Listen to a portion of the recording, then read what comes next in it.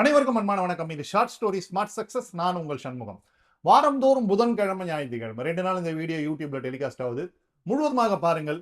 உங்களுக்கு பிடிக்கும், லைக் பண்ணுங்க, மற்றவர்களுக்கு ஷேர் பண்ணுங்க. இந்த வீடியோ குறித்த கருத்துக்களை கமெண்ட் பண்ணுங்க. ஒரு அழகான கிராமம். அந்த கிராமத்தில் விவசாயம் மட்டுமே பிரதானமான தொழில்.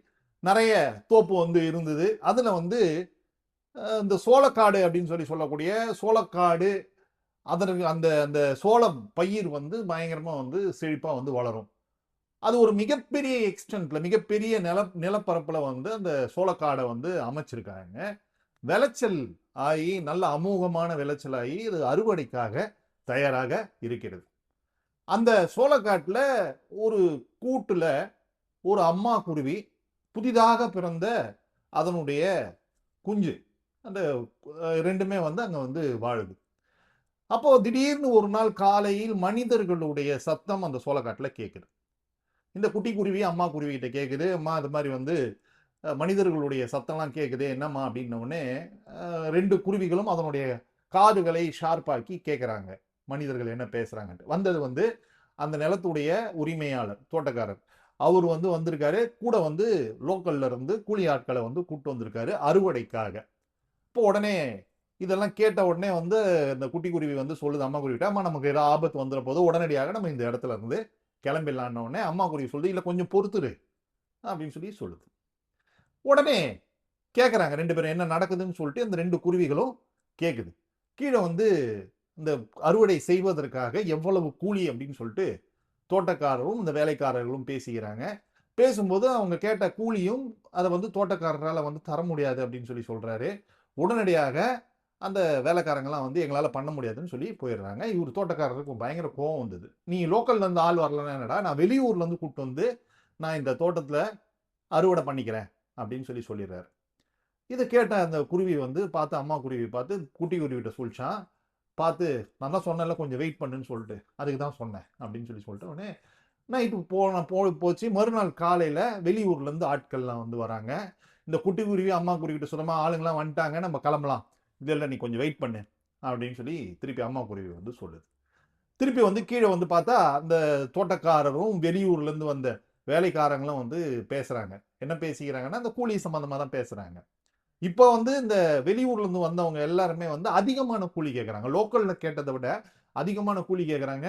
கேட்ட உடனே இந்த தோட்டக்காரர் அது இங்க இருக்கவனே கம்மியா தான் கேட்டா, நீ அதை விட அதிகமா கேட்கற, கண்டிப்பா கொடுக்கவே முடியாது அப்படின்னு சொல்றாரு. இப்போ வெளியூர்காரங்களும் திரும்பி போயிடுறாங்க. உடனே இந்த தோட்டக்காரருக்கு பயங்கர கோபம் வந்துச்சு. உள்ளூர்ல இருந்தும் வரல, வெளியூர்ல இருந்தும் வரல, நீங்க யாரும் வரலன்னா பரவாயில்லடா, நான் என் சொந்தக்காரங்களை கூப்பிட்டு நான் அறுவடை பண்ணிக்கிறேன் அப்படின்னு சத்தமா கர்ஜிக்கிறார்.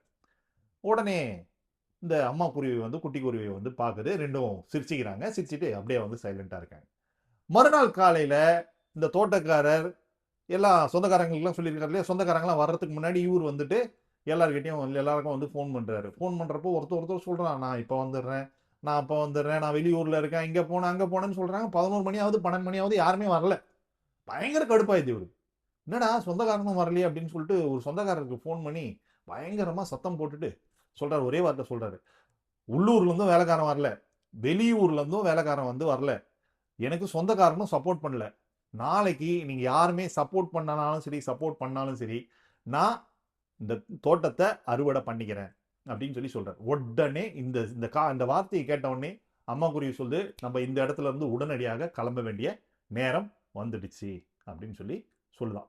அப்ப அந்த குட்டி குருவி கேக்குது அம்மா குருவி கிட்ட, இன்னுமா நான் 2-3 வாட்டி போலான்னு சொல்றப்பலாம் நீங்க வேணாம்னு சொன்னீங்க, இப்ப போலான்னு சொல்றீங்களா, என்ன காரணம் அப்படின்னோடனே அந்த அம்மா குருவி சொல்லுது, இத்தனை வாட்டி சொல்லும் போது அவன் மற்றவங்களை நம்பியிருந்தான், இப்பதான் அவன் அவனை நம்பியிருக்கான், யார் வந்தாலும் வரலனாலும் நானே அறுவடை பண்ணிடுறேன்னு சொல்லிட்டு நம்பியிருக்கான், அதெல்லாம் கண்டிப்பா அவன் அவனுடைய அறுவடையை முடிச்சிருவான் அப்படின்னு சொல்லிட்டு 2 குருவியும் பறந்து போயிடுச்சு.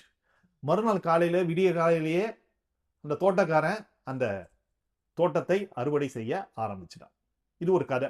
இந்த கதைக்கும் நம்முடைய வாழ்க்கைக்கும் நம்முடைய செயல்களுக்கும் ஒரு மிகப்பெரிய ஒற்றுமை இருக்கு.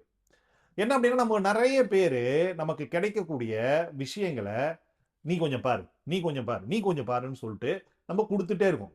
நம்ம செய்யறதுக்கு தயாரா இருக்கிறது கிடையாது. அந்த வேலையை மற்றவர்களுக்கு பாஸ் பண்றோம். அப்படி பாஸ் பண்றதால என்ன ஆகும் அப்படின்னா, அந்த வேலை முடிவுறவே முடிவுறாது. நீங்க மற்றவங்க கிட்ட போயிட்டு கெஞ்சிட்டு இருக்க மாதிரி தான் இருக்கும். ஆனா அதுவே நீங்க இப்படி கொஞ்சம் யோசிங்களேன். யார் செஞ்சாலும் செய்யலனாலும் பரவால்ல. இந்த வேலைய நான் முதல்ல துவங்குறேன் அப்படின்னு சொல்லிட்டு நீங்க துவங்குனீங்க அப்படின்னா, அந்த வேலை கண்டிப்பா நடக்கும். நீங்களும் வந்து அந்த வேலைய வெற்றிகரமா பூர்த்தி செய்வீங்க. அதால எப்பவுமே சரி, ஒரு வேலையை நீங்கள் மற்றவர்களிடம் கேட்பதை விட, நீங்கள் செய்ய துவங்குவதே நல்லது. நீங்க செய்ய ஆரம்பிச்சீங்கன்னா, உங்கள தொடர்ந்து நெறைய பேர் வந்து செய்ய ஆரம்பிப்பாங்க. இது உண்மையான விஷயம். அதே மாதிரி முக்கியமான விஷயம்னா, நீங்க எப்பொழுது உங்களுடைய வாழ்க்கையில் மாற்றம் கிடைக்கும்? எப்பொழுது உங்களுடைய லைஃப்ல வந்து ஒரு மிகப்பெரிய சேஞ்ச் வரணும் அப்படின்னு சொல்லிட்டு நீங்க நினைக்கிறீங்க அப்படின்னா, அந்த நேரத்துல நீங்க பண்ண வேண்டிய அடிப்படையான விஷயம் என்ன அப்படின்னா, என்ன நடக்கணும்னு நினைக்கிறீங்களோ, என்ன செய்யணும்னு நினைக்கிறீங்களோ, அந்த விஷயத்த நீங்க முதல்ல துவங்குங்க. நீங்க முதல்ல துவங்குனீங்க அப்படின்னா, நீங்க செஞ்சீங்க அப்படின்னா மட்டும் தான் உங்களுடைய வாழ்க்கையில் உங்களுக்கான மாற்றம் கிடைக்கும். மீண்டும் அடுத்த வீடியோல சந்திப்போம். நன்றி, வணக்கம்.